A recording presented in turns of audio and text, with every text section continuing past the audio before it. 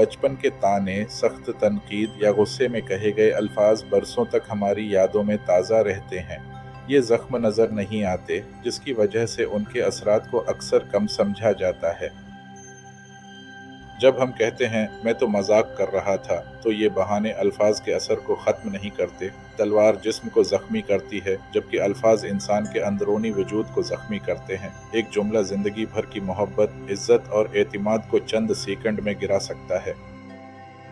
लेकिन अल्फाज सिर्फ ज़ख्म नहीं देते, वो दिलों को जोड़ भी सकते हैं और सहारा भी दे सकते हैं।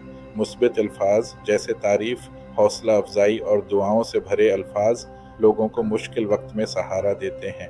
मैं तुम पर यकीन करता हूँ जैसे जुमले किसी के अंदरूनी हौसले और हिम्मत को बढ़ाते हैं।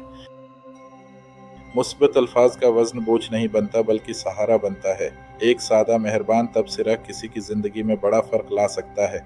ये अल्फाज किसी को आगे बढ़ने की तरगीब देते हैं और इन्हें अपनी कदर का एहसास दिलाते हैं।